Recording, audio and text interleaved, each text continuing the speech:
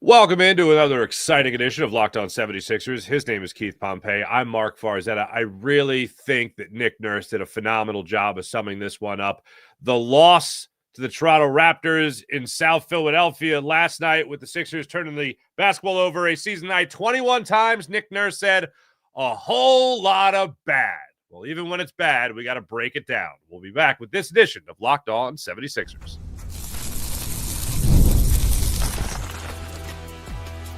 You are Locked On 76ers, your daily Philadelphia 76ers podcast, part of the Locked On Podcast Network, your team every day. And we do thank you for making Locked On 76ers your first listen every day, part of the Locked On Podcast Network, your team every day. Locked On Podcast Network, now the #1 sports podcast network out there. Keith, you are done with the airport in Chicago, thank goodness gracious. You are in Milwaukee right now for tonight's second leg of the back-to-back against the Milwaukee Bucks tonight at 8 o'clock. But last night, oh my goodness gracious, Keith, I had said in the Clippers game when they were turning the basketball over in the third quarter and early parts of the fourth quarter, this team just doesn't know how to win against a decent team or a team that even has a star on the other side of the court, and James Harden. And then they ended up winning that game. Last night, they go down by 16. They get blown out in the third quarter against that Toronto Raptors team. I believe it was 44-26. That's how the scoring went in that third. Turned the basketball over 8 times that the Raptors cashed in for 15 points.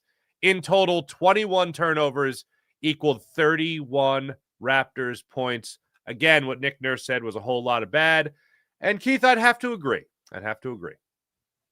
Yeah, it was a lot of bad. I mean, it just seems to me like when we look at it, whenever we look at some of these losses that they have, we always say, wow, they turned the ball over a lot. Like, and they're at inopportune times. To me, it was like, Nick said it was times where, guys, he felt like they were driving to the lane and instead of keep going, they would stop and try to pass the ball, turnover. I mean, there was some ill-advised passing. And it was also some like careless ball handling too. Guys were just getting stripped. It just like it looks like to me that it just seems like when you play a really good team, some of your weaknesses get exposed. Whereas teams are better defensively, the Sixers are trying to speed up the game, they stay with them, and they just have a hard time competing. Because I'm telling you, like against Detroit, against Boston, like these teams that they lost to, it just seems like they were killing themselves with the turnovers and also lack of recognition. Like, you should know on this level, some of these passes, you can't make a lazy pass in certain situations. Like this is the NBA. This isn't like the G League. This isn't college, NCAA. This is the NBA. Where you're going up against, grown men, so to speak, and who have high basketball IQs and are more athletic. You can't make those passes.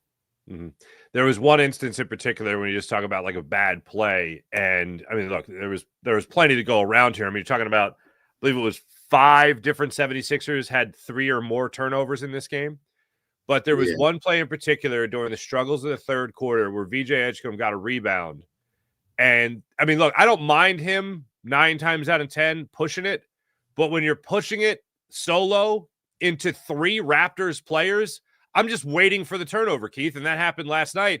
And I know he's a rookie, and I know he's finding his way, and I know he's had his recent struggles, and he hung his head for a second there, but that particular play, I just went, don't do it. Don't do it. And that's when he had a really bad turnover, and then I think they actually ended up getting a corner 3 off that possession.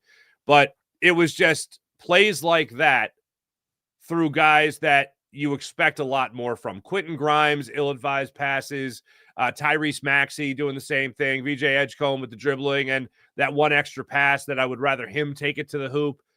Just different things like that where after they started to get down in that third quarter, it felt like they got into that proverbial quicksand where the more they struggled, the more they tried to get out of it, the more they sank.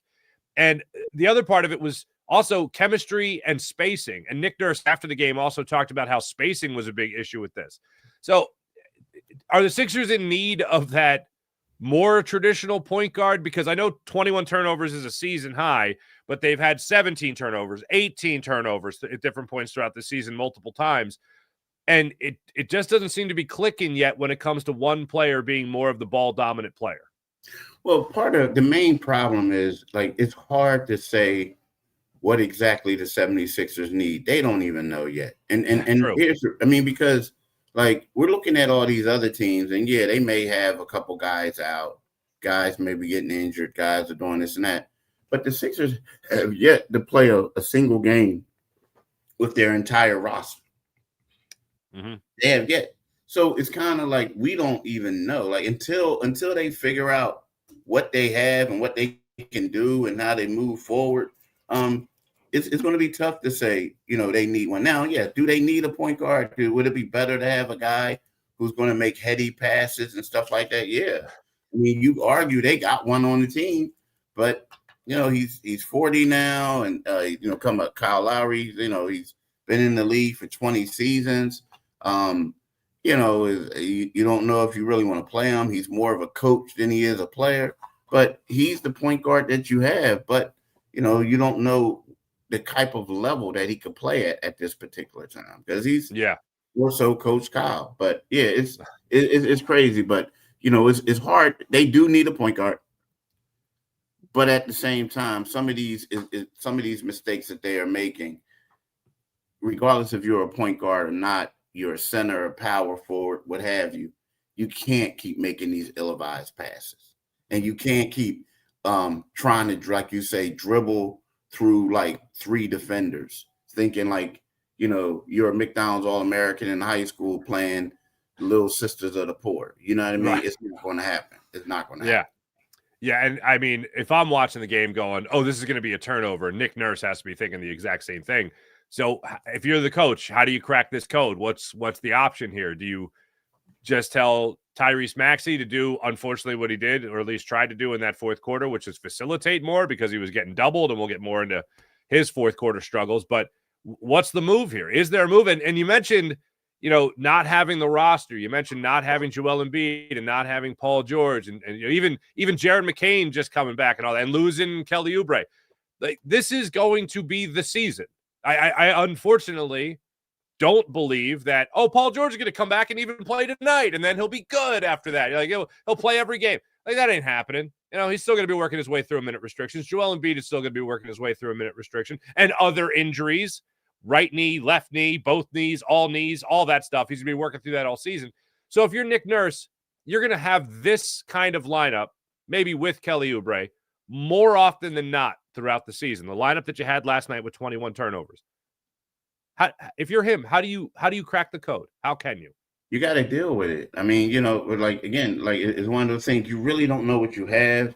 You have to see what these guys are. First of all, you got to see, like, VJ Edgecombe is a guy that's going to make mistakes. He's a rookie, third overall pick. So it's one of those things where you look at it and you say, okay, I got to be a little bit more patient with him. You know what I mean? Like, he's going to make mistakes, but he's going to grow from it, learn from it.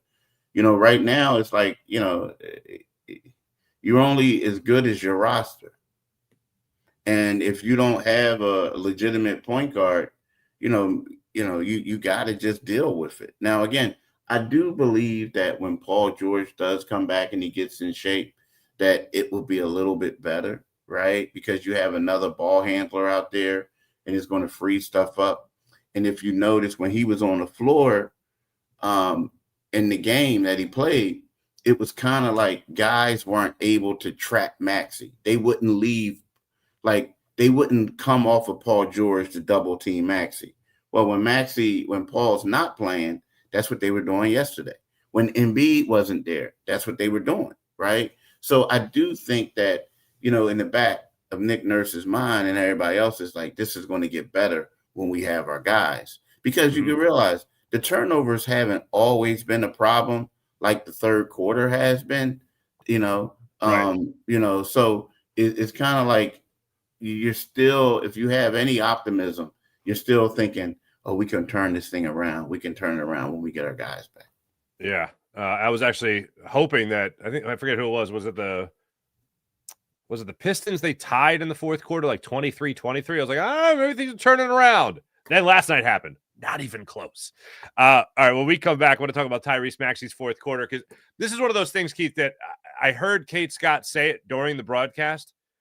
And then after the game, I was like, it wasn't that bad, was it? I know it was that bad. We'll talk about that when we return. This is Locked On 76ers and the Locked On 76ers YouTube channel. Back after this.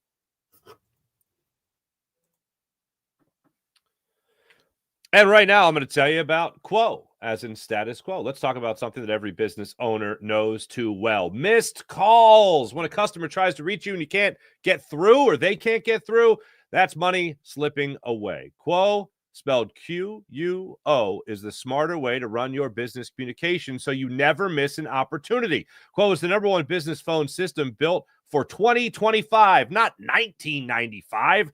It's a simple, modern, and designed way to help communicate faster, look more professional, and stay connected wherever and whenever you're working. I love Quo because it works right from an app on your phone or computer. No extra devices, no clunky landlines.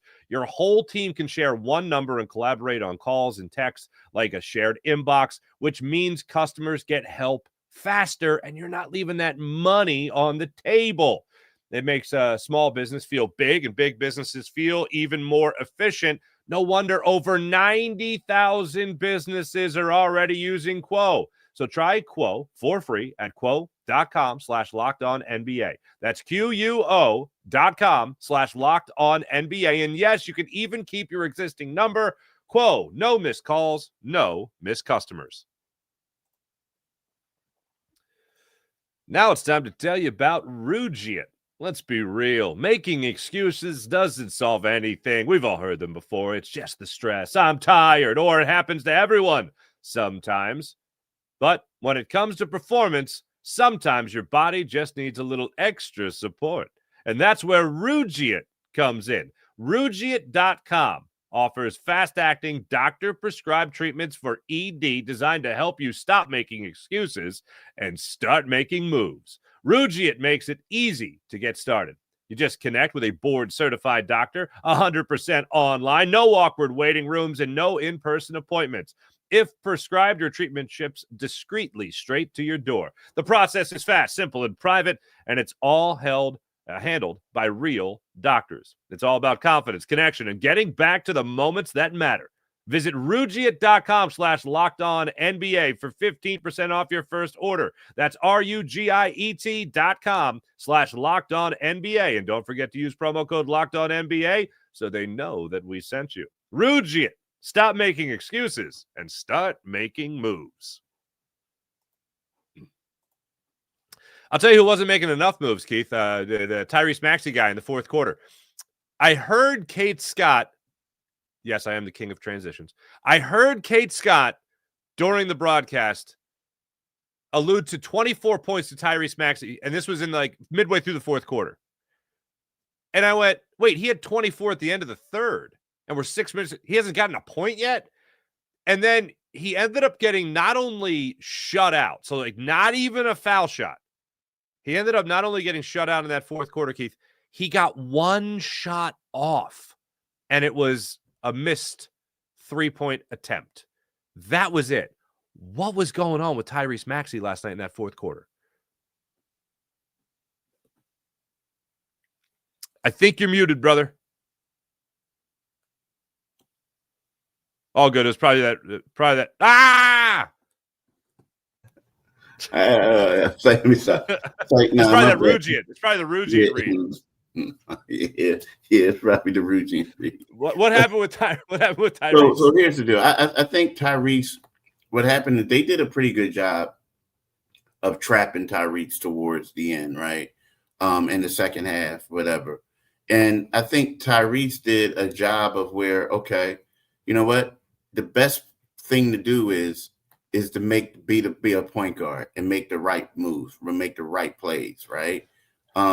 And that's what I'm gonna do. Like I'm going to, set my teammates up. I'm going to, get them involved. But sometimes you gotta be a little bit more selfish. Like he played the entire fourth quarter. He had 4 assists. They had 8, so he had 4, half of them. He had one steal, he had one turnover, and he shot 0 for 1. And like you said, and that was a 3. So it comes a point where Nick Nurse said to VJ Edgecombe, I need you to be more aggressive, right? But when you see VJ Edgecombe go 3 for 7, and you see Quentin Grimes go 5 for 9, you see Jabari Walker go 2 for 4, right? Tyrese Maxey has to be the guy. Now, you can say that he felt like Quentin was the dude, because Quentin scored 15 of their points in the fourth quarter, 15 of their 30, half of their points.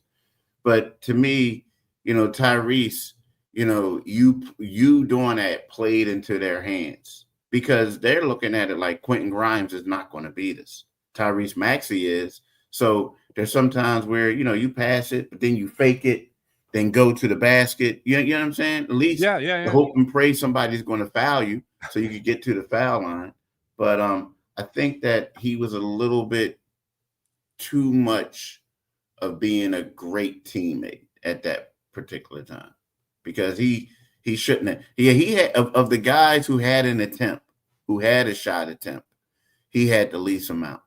I mean, you had Drummond who went 2 for 2. VJ went 3 for 7. Grimes went 5 for 9, and Walker went 2 for 4, right? And Maxey was 0 for 1, and he played the entire fourth quarter. Yeah, you can't do that. If you're okay, so I understand that VJ Edgecombe is a rookie, and Nick Nurse has got to coach up Edgecombe and all that.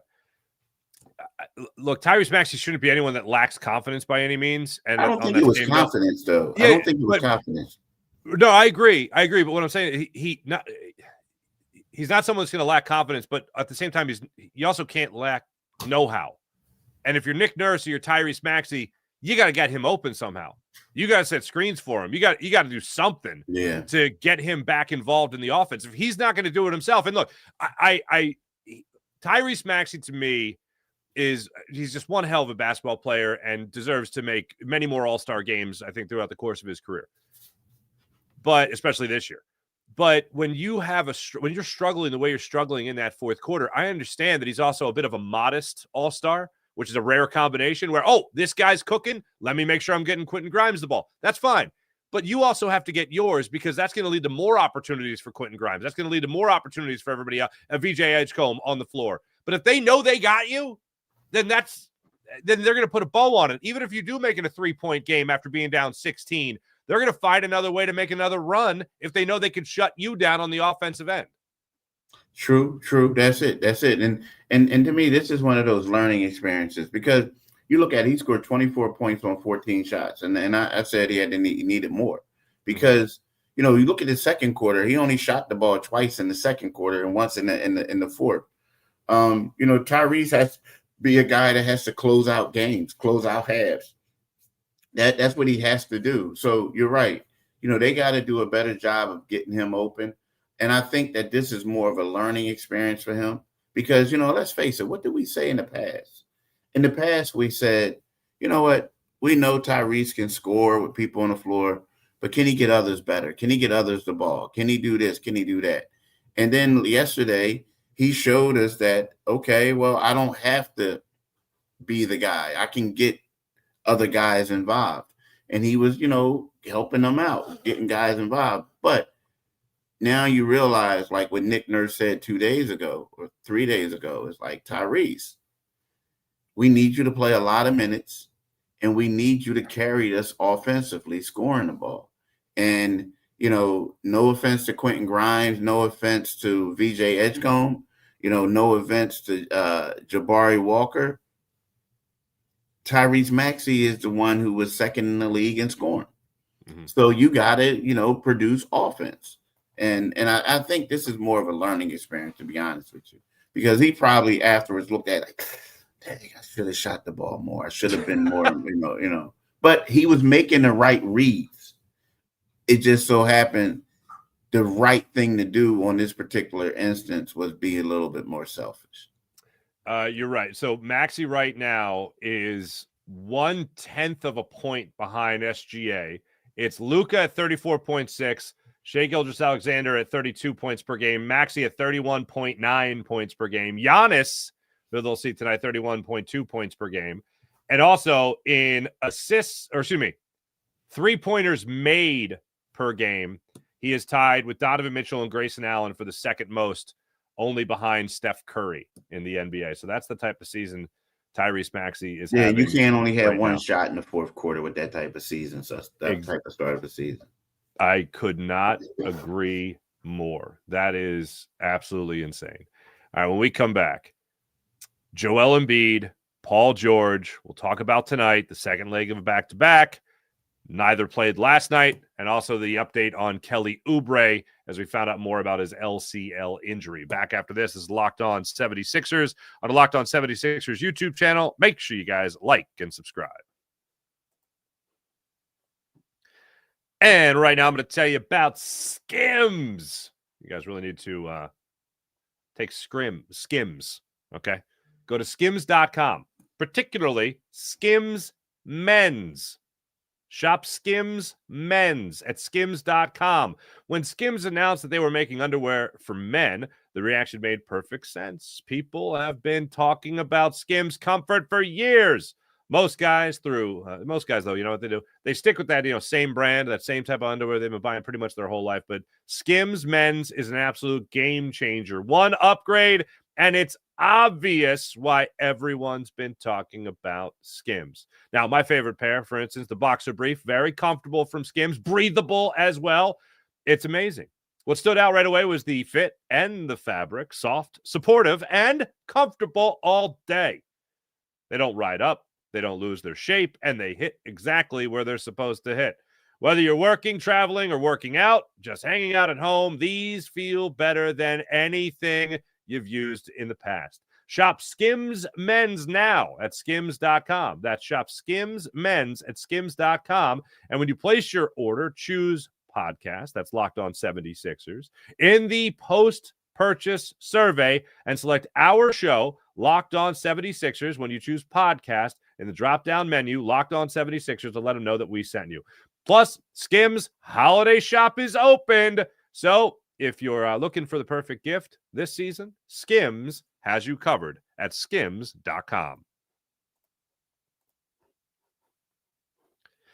And how about FanDuel, where new customers right now can get $300 in bonus bets when your first $5 bet wins. The NBA is back, very much upon us.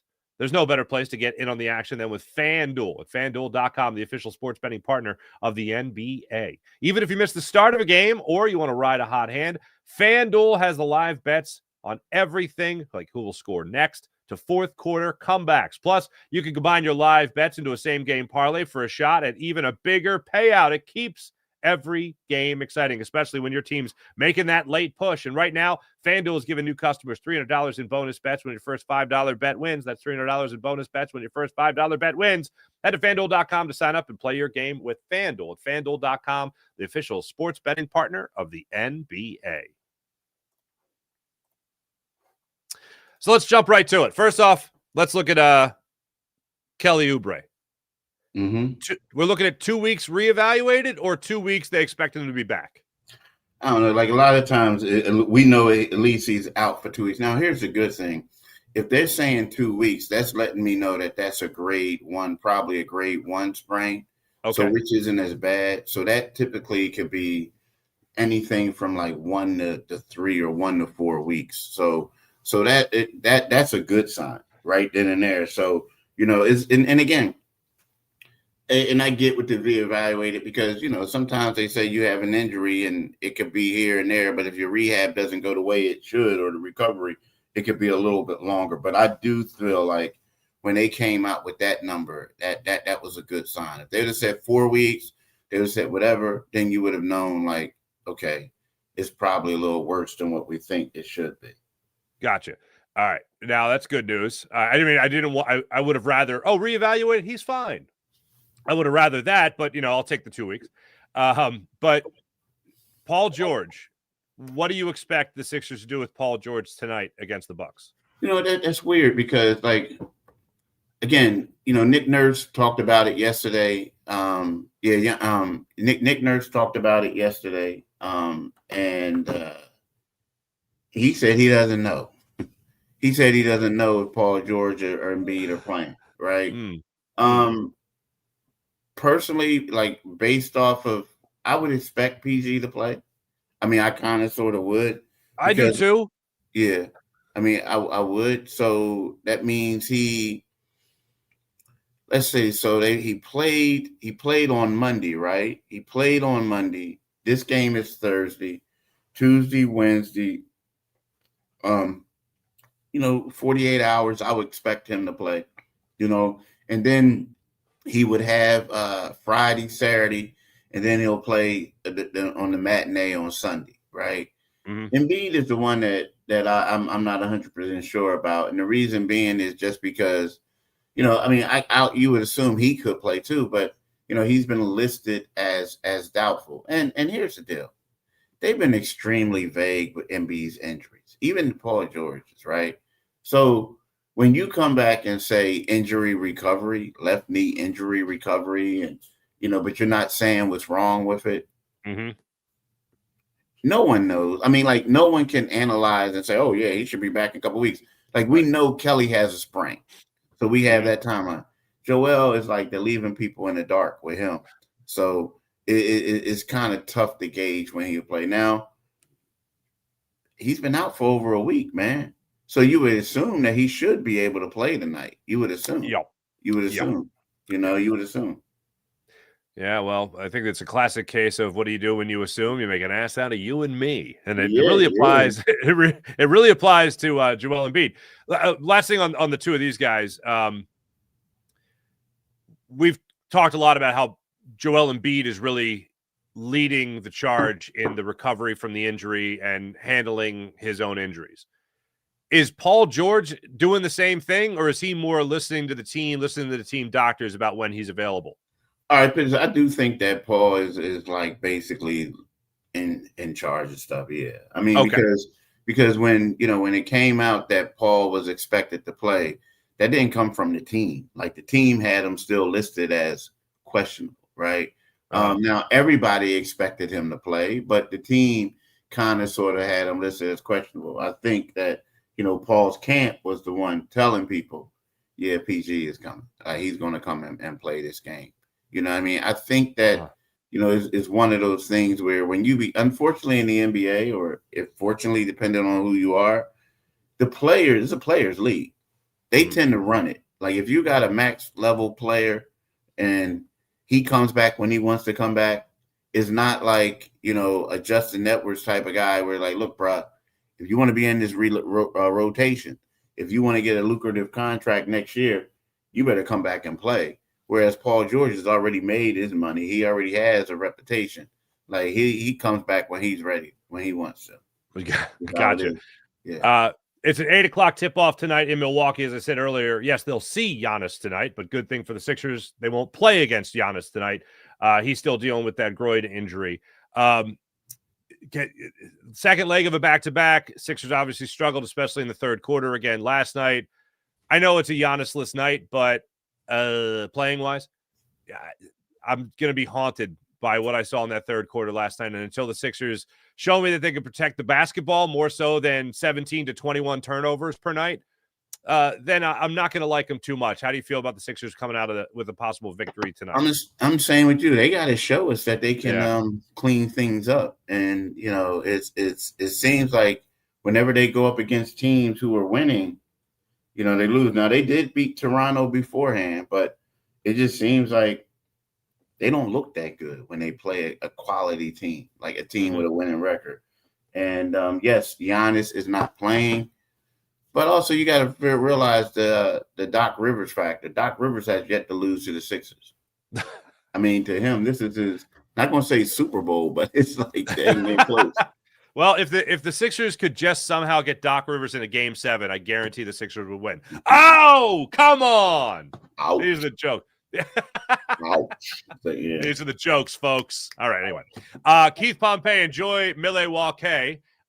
Make sure you guys are following Keith Pompey on all social media platforms, as well as reading them on Inquirer.com. And also make sure you guys like and subscribe to Locked On 76ers here on Locked On Sports Network, the #1 sports podcast network out there. And make sure you guys also check out Josh Lloyd for Locked On Fantasy Basketball, not only making you a smarter NBA fan, but also helping you win your league. Find Locked On Fantasy Basketball with Josh Lloyd wherever you get your podcast on the Locked On Podcast Network, your team every day. Also, coming up for Eagles fans, 11 o'clock today, a little bit of an earlier episode of Locked On Eagles Squad Show with me, Jason Martinez, and Harry Mays. Louis DiBiase has the day off, so make sure you guys flip on over at 11 o'clock to Locked On Eagles Squad Show. Keith Pompey, Marc Farzetta. Let's hope the Sixers prove us wrong and get the win tonight over the Bucks. Thanks for listening. Thanks for watching. Like and subscribe. Back with you guys tomorrow. See ya. Deuces.